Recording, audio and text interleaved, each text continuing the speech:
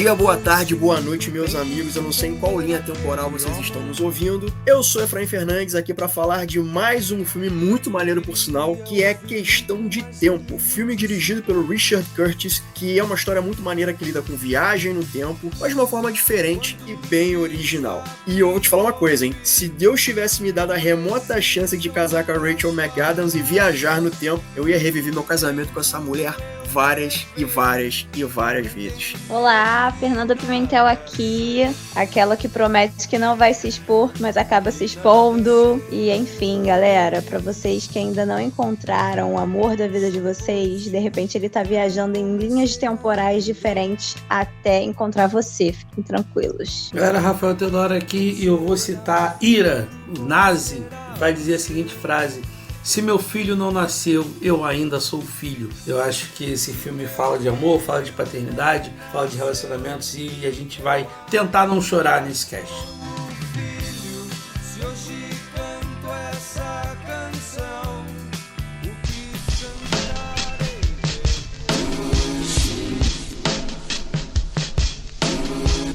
Então, em Questão de Tempo, cara, é um filme muito interessante porque é um filme que lida com várias coisas ao mesmo tempo. Ele fala sobre a busca pelo amor, né, de encontrar a cara metade. Ao mesmo tempo a gente tem uma história sobre família, uma história sobre pai e filho, e a gente se identifica com o Tim Lake, né, que é um cara super simples, é um cara super introvertido, e um belo dia ele descobre que ele tem os poderes de viajar no tempo, mais precisamente pro passado dele, no momento que ele completa 21 anos. Esse filme é muito bom, lidando com questões de ficção científica, drama, amor, comédia, sobre coisas da vida, né, o qual eu não vejo muita gente comentando sobre esse filme, não sei porquê. E eu queria aqui já de cara perguntar, como é que esse filme chegou na vida de vocês? Pra mim foi simplesmente zapeando um belo dia na televisão e tava dando esse filme, eu falei, vamos ver que filme é esse aí.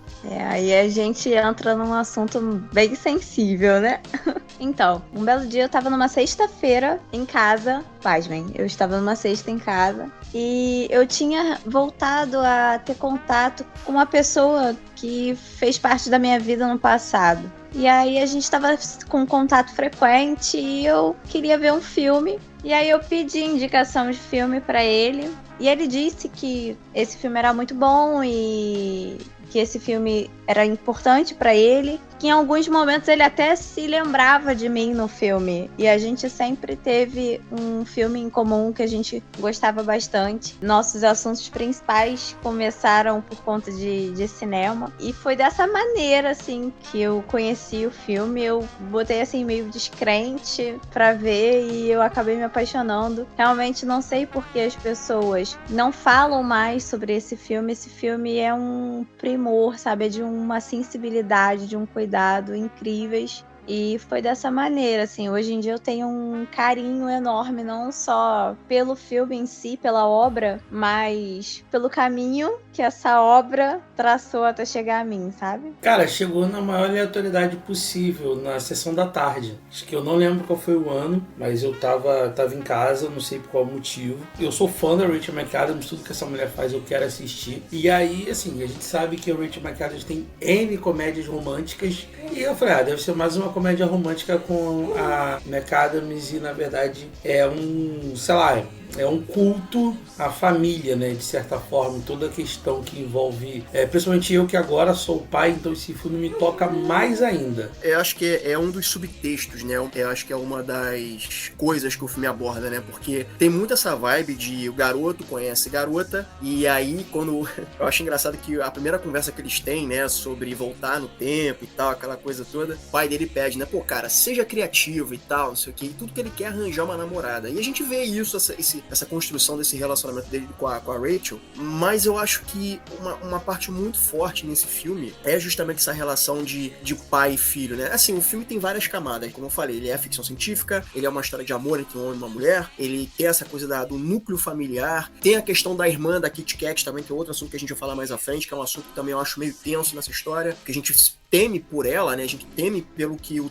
Tim pode perder a irmã. Então, assim, são várias coisinhas que tem no mesmo filme que você, num primeiro momento, você pode pensar, cara, é muita coisa pra um filme só. Em teoria até é, mas é tudo tão bem construído, tudo tão bem costurado, que pra mim, cara, é uma coisa que flui muito bem. O filme, ele é dividido em vários momentos, né? Em vários segmentos. Um dos primeiros segmentos que tem é justamente a participação da Margot Robbie, que também é uma ótima atriz que tá nesse filme, e ele tem uma quedinha por ela, né? E eu senti quase uma vibe Summer nela, porque ele gosta dela e ela fica enrolando ele. Não sei se vocês perceberam isso também. Sim. E, cara, eu fiquei com tanto medo quando ele encontrou com ela, quando ele já tinha conhecido a Mary, ele já estava namorando a Mary, e ele encontrou com ela, eu fiquei com um medo. Falei, ele vai cair em tentação. Porque, assim, ela é Charlotte, o nome da personagem. Ela representa o amor impossível pra ele. Aquele amor que, por mais que ele tivesse voltado no tempo e refeito tudo da melhor maneira possível, não fluiu. E ela tava lhe dando total condição para que ele chegasse até ela, né? Ela tava muito arrependida de não ter dado a chance para ele. Enfim, eu falei, cara, ele vai cair em tentação. E no final das contas, tudo muito que pelo contrário, né? Foi quando ele se deu conta que a Mary era a mulher da vida dele, ele correu para pedi-la em casamento. Uma coisa curiosa é que ele mesmo fala, né? Não importa quantas vezes você volte no tempo, você não pode fazer com que nenhuma pessoa se apaixone por você. Por mais que você tente. Quando não é pra ser, não é. Então eu acho essas pegadinhas da vida, né? Você tá seguindo a tua vida e aí de repente você reencontra aquela pessoa que mexia contigo e aí você pensa, caraca, e agora? O que eu faço? Já tô num relacionamento. Porra, essa pessoa... E aí, o que eu faço? Então eu acho que ele se saiu bem. Eu acho que 95% dos caras iam fazer merda numa situação dessa, muito provavelmente. Exatamente. Assim, eu acho que todo mundo que já passou por essa situação de, tipo, ter um amor da infância, da juventude, que depois se aparece e apresenta disponível quando você está em outro momento da vida. E aí fica aquele diálogo, né, de conflito. Se você quer você mesmo voltar no seu tempo e reviver uma história que poderia ter sido e nunca foi agora, ou se você se entende como em um novo momento da sua vida, que é o que acontece, né? Ele entende que, cara, o meu lance com ela é uma história de verão. O que eu tenho agora é outra coisa, eu sou uma outra pessoa em outro momento da vida. Todo o filme usa a questão da viagem no tempo para justamente conflitar com a gente sobre os nossos sis que a gente carrega ao longo da vida. E se eu tivesse feito isso? E se eu tivesse ficado com o pessoal ao invés de ficado com o pessoa B? E se eu tivesse desistido, se eu tivesse avançado? Então o filme o tempo inteiro bate nos sis, brinca com isso. E só que nessa parte ele tem o si ali, na cara dele. E se eu ficar com ela? Que era o que eu queria ficar lá atrás. Sendo que se a gente lembrar no começo do filme, quando ele já descobre que pode voltar no tempo, a Charlotte fala pra ele, se você tivesse falado isso no primeiro dia, a história seria outra. Ele, então é isso, ele volta no tempo, faz o que ela falou e vê que há um outro caminho acontecendo, que eles também não ficam necessariamente juntos. Isso me lembrou, eu sou muito nerdão, cara, sabe o que isso me lembrou? Esses pontos imutáveis no tempo, são coisas que precisam acontecer, tipo, sei lá, o assassinato do tio Ben, a mais nova animação do Aranhaverso, que é maravilhosa, que são os eventos cânones, né? Ou seja, tem coisas que precisam acontecer e não importa o que você faça, você não tem como desfazer disso. E essa coisa de ter um evento cânone, né? Isso aparece tudo quanto é filme. O Exterminador do Futuro tem, o filme do Flash tem isso, que tem duas versões do Barry Allen, então os dois ficam ali o tempo todo querendo reverter essa situação que a mãe venha morrer, e aí um dos Flash vira pro outro e fala, cara, a gente tem que deixar a mamãe morrer. Então é um elemento de ficção científica que tá presente nesse filme aqui. Parece uma coisa boba, né? Como eu falei antes, né? Como ele mesmo já falou antes, não importa quantas vezes você volte no tempo, você não pode fazer com que uma pessoa se apaixone por você. Então, eu acho que isso era um ponto imutável, era uma coisa que ele simplesmente tinha que aceitar, e foi como a Fernanda falou, foi quando ele se deu conta de que ele não é pra ficar com ela, mas sim pra manter o relacionamento atual dele e ver que essa menina com quem ele tá agora é a mulher da vida dele, com quem ele vai ter filhos e ele vai prosperar na vida. Eu achei isso muito sutil, porque isso é um reflexo do que acontece na vida. Parece que quando você tá namorando, você tá num relacionamento, parece que você desbloqueia tudo quanto é tipo de outros personagens na vida, outras mulheres na vida. Não tem ninguém olhando pra tu, parceiro. É só tu começar a namorar, que aquela pessoa que nunca olhou pra tua cara começa a... E aí, como é que você tá? Não sei o que e tal. tal. E aí vem a pegadinha, né? Tu tipo, caramba, e aí? Vou fazer merda ou não vou? Isso e nesse é real. ponto, isso é muito real. Isso é muito real. A vida te testa o tempo inteiro. Perfeito. E olha só, ele poderia fazer além. Ele poderia ter passado a noite com ela e depois ter voltado no tempo como se nada tivesse acontecido. E não teria. E ele não fez isso. Tranquilamente. Mas isso não deixaria ele em paz com a consciência dele. Sim, perfeito. Isso não conversa com quem ele é. E na verdade, assim, para além da viagem do tempo, tá? Quantos homens ou quantas mulheres do tal da traição faz isso? Ele não precisava nem necessariamente voltar no tempo. Ele poderia ter passado com ela e ter voltado para casa. E ponto. Mas a questão em si é a mesma, é a consciência. Tem um outro momento, como eu falei, né? Esse filme, ele parece que ele é dividido em segmentos, né? Cara, tem um segmento muito maneiro, que é 2, né? É o encontro às cegas quando o Tim conhece a Mary. Eu acho essa parte muito boa. Ele e a Mary se vêm lado a lado, né? Eles têm aquele restaurante, né? Que acho que é até um restaurante que de fato existe. Você tem literalmente um encontro às escuras e os garçons são cegos e tal. E aí tá o Tim, o amigo dele do lado de fora, esperando pra ver quem são as meninas com que eles estavam conversando. E aí tu vê ali de cara, assim, quando ele e a Mary se vêm lado a lado, do lado de fora do restaurante, a gente percebe que pode dar certo entre eles. E de cara a gente já percebe um pouco dela. Ela é fofa, ela é intelectual, ela é fofa, ela é fã de Kate Moss, ela é um pouco insegura. Depois a gente descobre que ela tem um gênio muito forte, que ela quer que faça as coisas do jeito dela, mas ao mesmo tempo ela é fofa. E ela é uma pessoa boa, sabe? E depois, aí que vem a sacada do roteiro. Aí que vem as coisinhas bacanas do roteiro. Ele vai embora, sabendo que ele encontrou a mulher da vida dele. Quando ele chega em casa, que ele tá dividindo apartamento com um carinha lá que vive reclamando o filme inteiro, a peça foi uma desgraça. O que ele faz pra ajudar o cara? Ele é tão bom coração que ele volta no tempo e ajuda... Ele volta no tempo. Faz a peça dar certo, mas ele se dá conta de que, caralho, eu ajudei o cara, mas eu perdi o encontro com a Mary. Eu achei isso sensacional. Sim, ele só se embananou todo, porque depois disso, dele ter perdido o contato da Mary, porque, na verdade, o encontro deixou de acontecer, ele, logo em sequência, ele percebe que vai ter uma exposição que a Mary é fã, e ele passou dias na exposição tentando encontrá-la. E aí, quando ele a encontrou, ela estava com outro. Cara, isso é muito boa, essa cena, cara. Essa cena é muito... Essa cena é muito boa. Não, e detalhe, né? Os dois ali, ele pergunta, não, mas como é que vocês se conheceram? Não, mas me dá detalhe e tal. Porra, vem cá, tu é detetive? Alguma coisa assim? Sou muito visual. Ele foi indiscreto e, assim, ele foi maldoso até, mas foi com boa intenção. Porque ele foi sondando pra ele tentar chegar no momento em que eles se conheceram, a Mary e o atual namorado dela, pra ele chegar na frente dele, sabe? Pro Tim chegar na frente dele. Ah, genial, desculpa, genial. Eu vou passar meu pano. Não, sim.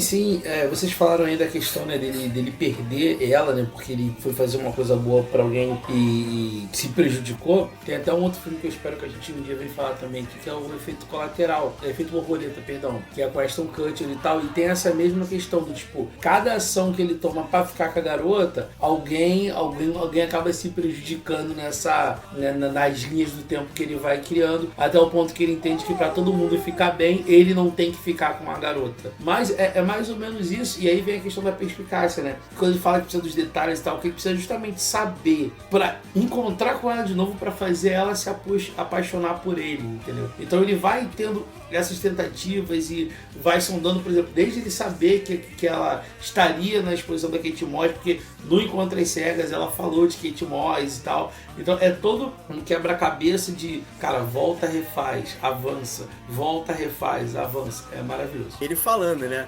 Poxa, sabe de uma coisa? Vocês fazem um belo casal. Aí a amiga vira e fala, nossa, ele é esquisitão. Aí os dois assim, ele é fofo, eu também gostei dele. Aí quando encontra com ela e faz todo aquele esquema, né, de encontrar com ela primeiro e tal, não sei o quê. Eles estão saindo da festa, chega o cara, aí dá boa noite, pô, cara, mó mané, né, mó babaca, falou, e tal. Então, eu acho legal essas coisinhas, essas sacadas do roteiro, cara. Eu achei, cara, maravilhoso esse filme. Eu não sei, de eu novo, adoro. Né? Eu não sei porque as pessoas não falam desse filme, cara. Pelo menos eu nunca parei numa roda pra conversar sobre esse filme. Sim, raramente, são raras as pessoas que tenham visto e, de fato, prestado atenção no filme. Porque, assim, por se tratar de viagem viagem no tempo, o filme acaba dando uma embaralhada na cabeça. Se você não estiver atento, de fato, você fica embaralhado no filme, né? Você fica meio perdido. Então, assim, pra você ver, você tem que estar disposto a ver o filme com atenção, por mais que o filme não trate de nada muito complexo, mas pela viagem ao tempo em si, já dá uma embaralhada e você precisa ter atenção. E eu realmente, cara, só essa pessoa mesmo que me apresentou o filme, que ele foi a única pessoa com quem eu sentei pra poder debater, conversar sobre esse filme de fato, porque nenhuma outra pessoa que eu conheça teve contato com o filme e a iniciativa de debater sobre o interesse, né?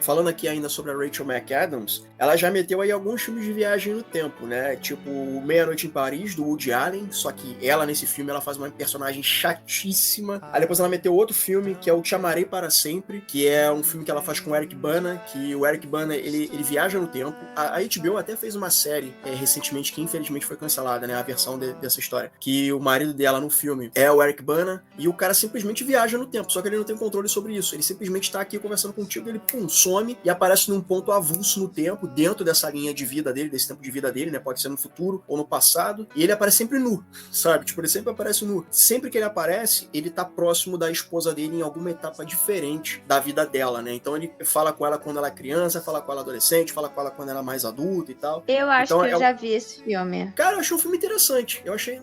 mais ou menos, assim, mas eu achei interessante esse filme. Aí tem não esse é nada filme... muito ló, mas eu me lembro desse roteiro. Em algum momento eu devo ter visto e não tô linkando direito. E tem também o filme do Doutor Estranho, no Multiverso da Loucura, que foi o último filme do Doutor Estranho. Então, tipo, ela é meio que a musa nerd, né, cara? E ela é uma ótima atriz. Toda entrevista que eu vejo dela, super educada, super tranquila, super divertida. Cara, que mulher, meu Deus do céu. Nossa. Sim, um amor, né? Foi o que eu tava falando pra você no WhatsApp. Nossa, ela passa uma sensação de uma vibe tão boa, sabe? Sempre bem posturada, vamos botar assim. Sempre posturada, tranquila pra falar. Nossa, eu adoro também, eu gosto dos trabalhos dela. A rainha do romance, vamos botar assim, né? Ela fez também Diário de uma Paixão, ela também fez. Nossa, esse filme é maravilhoso. Eu gosto muito desse filme. Esse filme é incrível. E a nossa eterna Regina George. Das Malvadas, né? De Meninas Malvadas. A eterna. Sim, Rachel McAdams, assim, cara, queridinha, assim, minha particularmente. Vocês falaram aí de filmes, né? Tem outro filme também que ela faz de romance, né? Que é com o Eric Bana, que ele viaja no tempo. Tem o Meia-Noite em Paris, que ela que você falou, né? Do Woody Allen. E tem o Doutor Estranho, né? Que tem viagem do tempo e ela é a Christina Palmer. Então, realmente, ela tá em vários filmes de viagem no tempo. Agora, eu quero fazer um parênteses aqui, que é um momento que eu fico meio tenso. É a irmã Kit Kat. Eu gosto muito dessa personagem, cara. Eu gosto muito dela, ela é divertida e tal. Só que eu sinto uma tensão pelo Tim. Eu me identifico tanto com o Tim, né? Que ele vê a irmã mais nova, né? Passando por uns problemas, né? E eu me identifico com isso porque eu tenho uma irmã mais nova, né? E aí ele vê que ela tá passando por uns problemas e eu ficava tenso pelo Tim. Porque ela tem um relacionamento com um cara mega babaca e tal. Extremamente abusivo. Cara, um relacionamento tóxico pra cacete. Que ela deixou ela na merda, né? Ela desenvolveu o alcoolismo por conta do relacionamento bosta. Quase que morre. Exatamente. O Tim tenta consertar a parada. Então eu acho que é um dos momentos tensos assim do filme. E de novo, né? Tem certas coisas que por mais que ele tenha todos esses poderes de voltar no tempo, certas coisas precisam acontecer. E esse segmento dela eu achei interessante, porque ele volta no tempo, salva ela, beleza. Mas aí ele descobre que ele tem um outro filho diferente e tal. E aí ele no fica lugar da... Pô, cara, essa parte do filme me quebrou assim em diversas partes. Eu também vejo muito do Tim no meu irmão mais novo. O meu irmão mais novo é extremamente protetor e ele sempre coloca as necessidades da gente, da família, à frente das dele, sabe? E quando tudo aconteceu, do acidente de carro, enfim, que ela sofreu, e ele viu que ele não poderia reverter essa situação, porque isso custaria muito caro pra ele, cara, nesse momento eu pensei que a Kit Kat fosse morrer. Eu falei, caraca, eu não acredito. E isso toca muito naquilo que a gente já falou aqui no cast. Por mais que que você tenha o poder, você não tá exatamente no comando das coisas. São coisas que têm que acontecer, que fogem completamente do alcance. E isso ficou muito claro no acidente da Kit Kat, porque isso implicaria na vida dele toda dali pra frente. Ele simplesmente trocaria de filho, sabe? Ele chegou em casa, ele salvou a irmã do acidente, chegou em casa, não era filha, era um filho. Mas no final ela acaba tomando a decisão certa, né? Porque ela conversa com a personagem da McAdams, né? E ela fala assim, pô, eu tenho que deixar o maluco, né? Eu esqueci o nome dele, mas eu tenho que deixar o Zé Ruela. Ela falou, né? Aí, tipo, ela se toca. E aí o Tim, malandramente, coloca o amigo dele, um dos melhores amigos dele. Coloca o amigo dele. Então, quando a Kit Kat sofre o acidente e tudo mais, logo depois, o Tim leva ela numa viagem no tempo para a noite de Ano Novo, que foi quando ela conheceu esse namorado abusivo dela. E aí ela mete porrada no maluco e tal. E depois disso, ela tem esse diálogo com a Mary, e aí ela se toca que ela tem que terminar. E em seguida, o Tim esperta malandramente, coloca o amigo, o Ruivinho. É o Ruivinho. Isso, já na cola dela. E aí ela vive um outro momento, uma outra fase da vida. É engraçado que ela fala com o tio Desmond, que também é outro figuraça, ele é meio aéreo, assim, ele tá ali de corpo presente. Ela até fala com ele o seguinte, porque geralmente os homens só querem usar e só querem se aproveitar de você e tal. Então eu percebi nessa cena que ela já tinha um histórico em ter relacionamentos abusivos, em se relacionar com caras que não eram nada legais pra ela. E esse cara com quem ela acaba namorando e tem um acidente e tal, ele foi o ápice da parada, foi quando ela realmente acordou, porque às vezes tem disso, né? Virou a chave, às vezes, né? Exatamente, porque assim, tem muito disso, né? Às vezes quando a pessoa vive um relacionamento abusivo, ela identifica, eu não sei, né? Isso aí um psicólogo pode dizer melhor, mas parece que ela, mesmo ela reconhecendo aqueles padrões que não são legais, essa pessoa ainda assim acaba se relacionando com quem tem esse hábito de ser uma pessoa tóxica abusiva. E ela fica presa num relacionamento porque é tudo que a pessoa conhece. Então ela acha que ela pode tentar lidar com a situação, quando na prática não é assim. Romper ciclos é muito difícil, né? Você encerrar ciclos depois de estar vivendo aquilo ali tantas vezes, ter vivido aquilo ali tantas vezes. Enfim, acho que no filme ficou muito bem desenhado essa virada de chave da Kit Kat. E sim, de fato, né, gente? Muitas pessoas se envolvem com pessoas abusivas e vivem relações abusivas repetidamente. Tem uma parte ruim do processo da Kit Kat, é que chega um momento que a pessoa, né, que vive um relacionamento desse acaba se achando merecedora daquilo. Ou seja, se eu tô num relacionamento desse é porque eu mereço isso. E se você que tá ouvindo a gente tá numa situação dessa, cara, ninguém merece um relacionamento abusivo, destrutivo. Não é isso. Você sempre merece coisa melhor. Se você tá numa situação dessa, corra, fuja. Primeiro, denuncie essa pessoa, seja homem, seja mulher, e vai viver sua vida porque você pode e merece ser feliz. E aí, o outro ponto da questão desse acidente da Kit Kat, que pra mim é um momento de virada, que é um questionamento que poucos filmes, ou talvez eu nunca vi nenhum filme fazendo. O amor pelo filho, né, pela filha, e como isso é diferente. Porque ele tem um amor pela filha dele, que ele viu crescer ali nos primeiros dias e tal, desenvolveu. Quando descobre que é um outro ser humano, mesmo ele sabendo que é um filho dele, aquele ser humano é um ser humano estranho para ele. Ele não tem lembranças dele, não teve assim um download automático que agora é um filho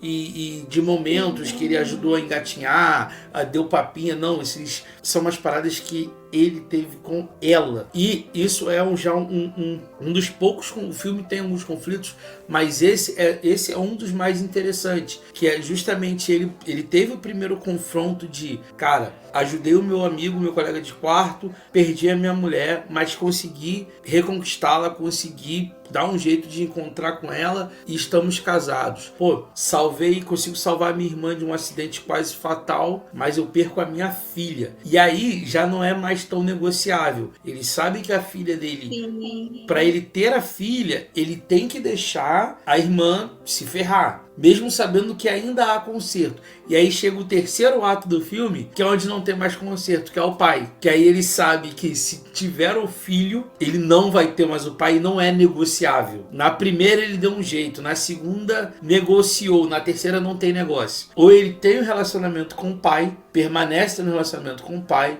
ou acabou o relacionamento com o pai e agora é só com o filho que tá, o terceiro terceiro filho. filho que tá vindo por aí. É loucura. Agora, tu falou uma parada aí, Rafael, e é uma coisa que me veio agora. Você falou que não teve esse download, ele não tem as memórias de uma vida alternativa que ele teria com essa criança. Tem um momento no filme, que é o momento que ele tá com a irmã dele, com a Kit Kat, quando ele altera tudo e eles estão dentro do armário, a reação da Kit Kat é: caramba, o fulano, que é o amigo do Tim, que eu não sei o nome desse filho da p, o Ruivinho, falou: caramba, o fulano. Ou seja, no momento que mudou as coisas no passado, já teve um download automático na cabeça dela, ela lembra das vivências de ter tido um relacionamento com ele, a construção de um relacionamento com ele, mas isso não aconteceu com o Tim no momento que ele muda lá atrás e tem a criança. Isso me veio agora na cabeça.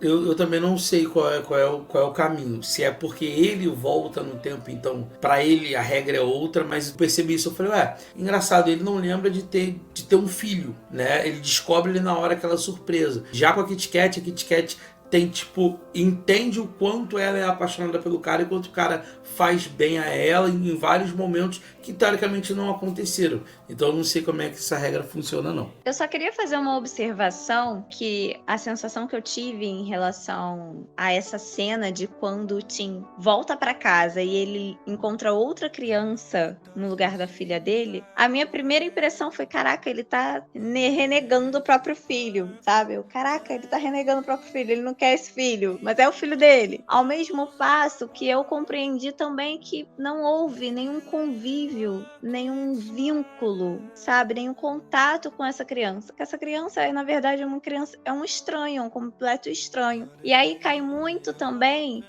no arco da paternidade. Como a paternidade, ela é tratada com extrema importância nesse filme. Não só na relação do Tim com o pai dele, mas na relação do Tim enquanto pai, né? Não só enquanto filho, mas enquanto pai, né? Como é importante pro Tim ter esse contato, ter essa participação ativa na vida da filha dele, que a ponto de fazer total diferença para ele o contato com uma outra criança que ele não teve o exercício da paternidade e acabou que forçou ele a desfazer o acidente, no caso, a deixar acontecer o acidente com a Kit Kat. Isso aí me pegou pra caramba. Eu falei, caraca, esse filme fala sobre muitas coisas, mas não é sobre só uma história de amor, sabe? Entre um homem e uma mulher. Inclusive, eu não sei se vocês sabem, o diretor e o roteirista desse filme, que roteirizou Mr. Bean, um dos filmes do Mr. Bean, 4 Casamentos e um Funeral, Um Lugar Chamado Notting Hill, que é um filmaço. Então ele já tem muita experiência. E aí, quando ele fez esse filme, posso estar enganado, mas ele roteirizou e dirigiu esse filme depois que os pais dele haviam falecido. Foi depois que ele perdeu os pais dele. Eu acho que ele não matou a Kit Kat na história para tentar manter o máximo de membros da família, mas ele optou pela morte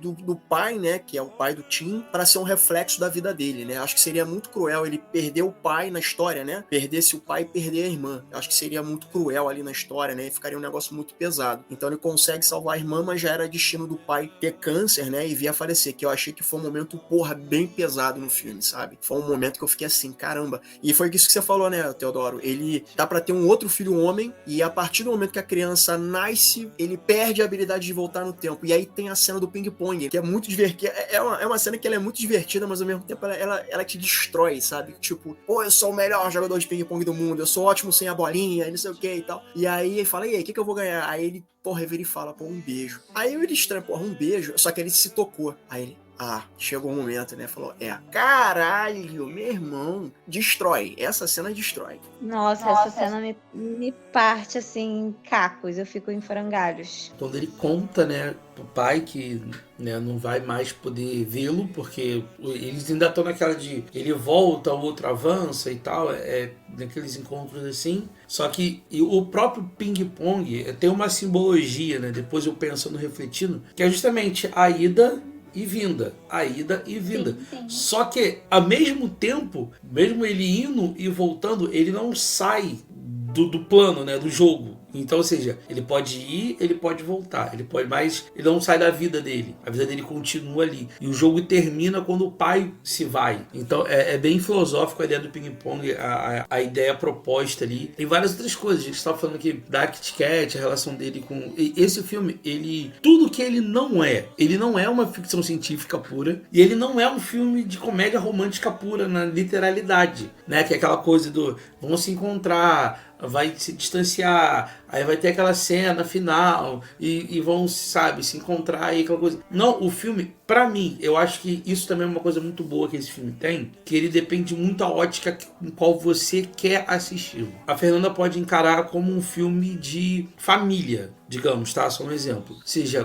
conceito de família, como é a relação, inclusive tem uma cena maravilhosa que ela tá produzindo um livro, né? E a criança destrói o livro, ou seja, e a grande frase do filme, né? Que é o segredo que ele depois descobre com o pai, que o pai vivia um dia normal, voltava e refazia o dia, só que prestando só atenção nas coisas boas. Que todo mundo queria ter essa opção. De tipo, às vezes tem dia que é tão estressante, tão desgastante, mas se você pudesse voltar e prestar atenção nos pequenos detalhes, nas pequenas alegrias, aquele dia ficaria mais leve. Até o momento que você não vai precisar fazer mais isso, que você já vai estar acostumado a só prestar atenção nas coisas leves e levar um dia tranquilo. Então, esse filme te ensina a viver, te ensina muito sobre paternidade, sobre relação paternal. Então, depende da ótica que você olha para esse filme. E a gente comentou aqui, né, por que esse filme não é tão falado? Porque é um filme britânico, é um filme indie, de baixo orçamento, não é Hollywood, porque se fosse Hollywood, olha, estaria chovendo pessoas falando sobre esse filme, mas que bom que nós somos um clã bem específico, uma sociedade bem secreta.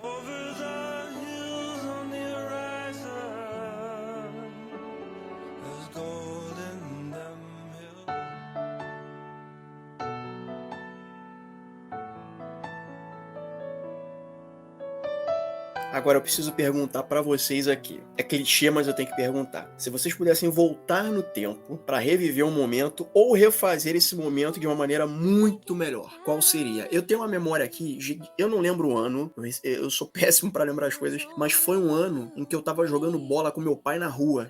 Tem um campo aqui na rua. Hoje já não tem mais, né? Porque subiram casa de festa e verticalizaram tudo e botaram mais apartamentos e tal. Mas era um campo que todo mundo jogava bola. E eu lembro que acho que foi a última vez que eu joguei bola com meu pai. Foi ali no campinho da rua. Então, se eu pudesse voltar no momento, seria esse. Eu não sei vocês. Nem que fosse só pra assistir, como se fosse uma pessoa de fora. 2 semanas atrás, eu tava conversando com alguns amigos e a gente tava conversando justamente sobre o Si, né? Tem até uma canção de uma banda chamada Resgate que fala sobre isso, né? Se existisse o Si, né? Qualquer simples fato seria um fato infinito. Aí o refrão diz que o Si subsiste na mente do triste que ainda insiste naquilo que não existe mais. Então, a gente estava conversando justamente e como hoje, eu não tenho mais esse apego ao Si. Então, se você voltasse no tempo, o que você faria diferente? Nada. Eu tenho momentos que eu mudaria, mas eu sei que se eu mudasse, eu não estaria a vida que eu tenho hoje. Então eu não mudaria nada. Apesar das dores, apesar do choro, apesar dos momentos bons, os momentos ruins, eu não mudaria. Porque fez a construção daquilo que eu sou. Se eu pudesse voltar no tempo e reassistir alguma coisa, cara, eu em 2011, não sei qual foi o ano de cabeça. Paul McCartney teve no Rio de Janeiro e eu fui no show do Paul McCartney. E eu lembro que hoje eu gosto muito mais de Beatles, eu conheço muito mais de Beatles do que eu conhecia na época. Então eu tenho certeza que se eu voltasse no tempo e reassistisse o show do Paul McCartney, eu hoje curtiria muito mais daquilo que eu vi do que aquilo que eu via na época. Então assim, é um ponto, é algo bem supérfluo. Mas assim, é porque, cara, eu aprendi a me aceitar com a vida que eu tenho e agradecer e ser feliz com o que eu tenho e olhar pra frente. Então por isso que o Si pra mim não pega mais, porque senão, mano, a gente fica doido. Se a gente pensar no que a gente poderia mudar e como a gente faria, a gente não desenvolve nada mais na vida. Te dar uma boa notícia, Rafael. Paul McCartney vem pro Brasil e vai ter apresentação no Rio de Janeiro, hein? Esse ano ainda, acho que esse ano. Isso eu tô ciente, o problema é que agora eu não tenho dinheiro. Então, pudesse voltar no tempo, eu voltaria pro ano de 2010. em 2010 eu perdi, assim, um grande amigo meu, amigo irmão mesmo, e amigo de infância. Enfim, a gente era criado juntos e foi, assim, de uma maneira muito, muito de repente, né? Ele jantou, infartou, morreu. Foi basicamente isso. Sendo que eu tava no ano de formação na escola e a gente já tava uns meses sem se ver por conta da correria do cotidiano. E assim, eu comecei a sonhar com ele constantemente. Todo dia eu sonhava. E aí, quando eu liguei pra casa dele pra poder marcar, né? Falar assim, tô indo aí pra Jardim. Não morava aqui no bairro na época, eu morava em outro lugar. E aí, quando eu liguei pra poder avisar que tava vindo, eu recebi a notícia da morte dele, assim, sabe? Então, assim, se eu pudesse voltar no tempo, vamos botar assim o si, né? Se eu pudesse voltar no tempo, eu com certeza voltaria no ano de 2010 pra, sei lá, pelo menos me despedir, porque eu sei que as coisas fogem, né, do nosso controle. Mas eu gostaria de voltar ou em 2010, ou na nossa infância, porque ele era meu companheiro pra tudo. Era eu, ele e meu irmão mais novo, sabe? Só que ele tinha mais ou menos a mesma idade que eu. E a irmã mais nova dele tinha a mesma idade que o meu irmão mais novo. Então éramos os 4, assim, a gente brincava, passava tardes brincando, sabe? E então, se eu pudesse voltar, a gente jogava muito Totó, eu sou viciada em Totó até hoje.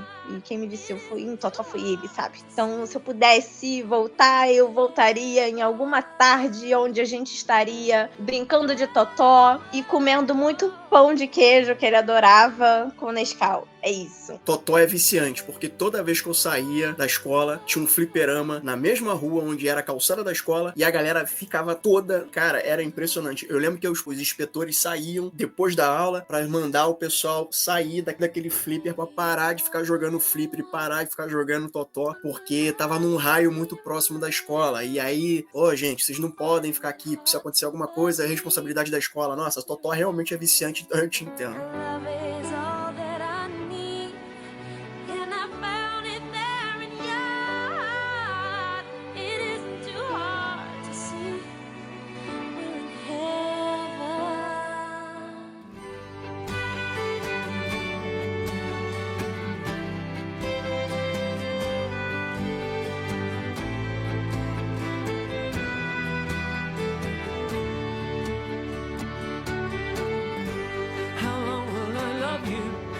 Galera, pra finalizar, a nota que vocês dão de 1 a 4 cadeiras pra Questão de Tempo, esse filmaço. Eu vou já falar aqui de cara, 4 cadeiras não tem como não ser. E é um dos filmes que as pessoas realmente precisam ver, precisam dar mais atenção, porque que filmaço. Faz melhor, acho que é um dos filmes mais bacanas sobre viagem no tempo, sem fazer muito alarde de que o mundo vai acabar, se não voltar no tempo e tal. Tem nada disso, é uma história pessoal, uma história íntima sobre viver, sobre o que é viver. E a ficção científica é um detalhe nessa história. Cara, 444.444,444 cadeiras.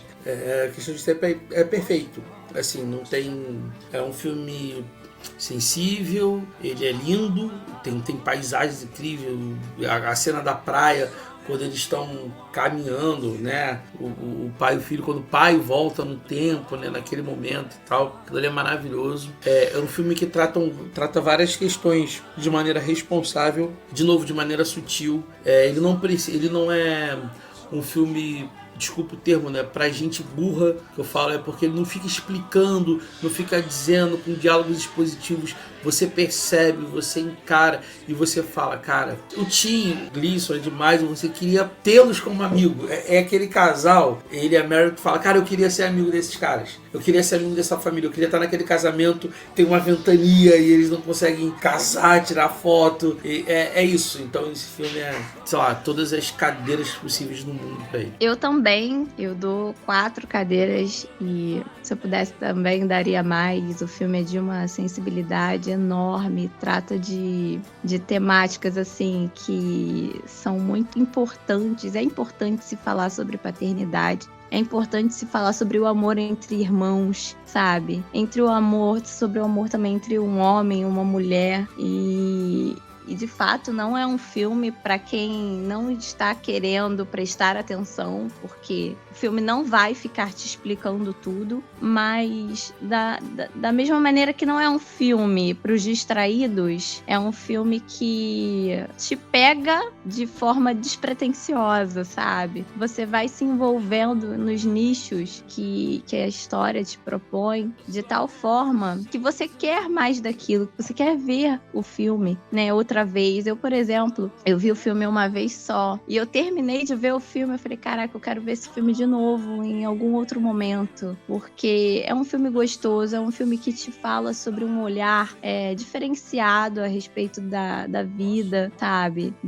Os dias ruins existem, mas vamos focar nas coisas boas. Fase ruim também tem dia e hora pra acabar. E também sobre o fato de você não ter controle sobre tudo, sobre você não carregar para si essa obrigação de estar sempre com tudo no seu controle, porque não é assim, a vida não é assim. E enfim, eu dou as 4 cadeiras e tô extremamente emocionada. Eu sabia que eu ia me emocionar, enfim, porque agosto é um mês, foi quando tudo aconteceu lá atrás, em 2010, pra mim, assim, bem sensível, e foi muito bom ter falado desse filme com vocês.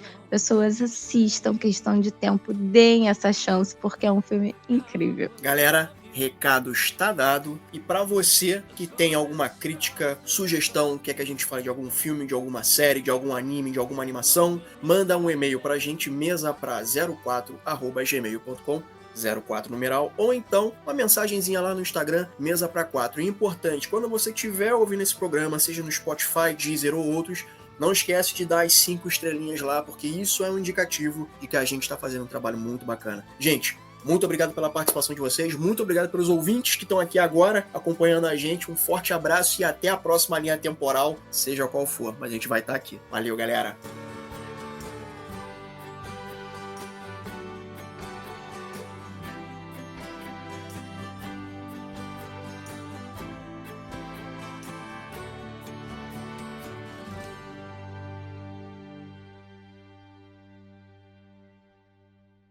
Eu tenho uma coisa muito importante para te contar, mas uma pergunta antes. Você quer saber o grande segredo ou prefere descobrir sozinho como eu fiz? Meu Deus, tem outro segredo? Menos intenso, muito mais importante. A verdadeira nave-mãe. Vai, continua. Me conta. Vamos ganhar um tempo. Aí ele me contou sua fórmula secreta para a felicidade. A parte 1 do plano de 2 partes era que eu devia continuar tendo uma vida comum, vivendo um dia de cada vez, como todo mundo faz. Posso apagar a luz? Apaga. Dia difícil. Mas aí veio a parte 2 do plano do meu pai. Ele me falou para viver todo dia de novo, praticamente da mesma forma. Na primeira vez, com todas as tensões e preocupações que nos impedem de notar como o mundo pode ser bom. Mas na segunda vez, observando tudo. Então não foi um dia tão ruim, né? Não, foi muito bom, na verdade. Quer saber, no final das contas, foi bom demais. Bom, que alívio.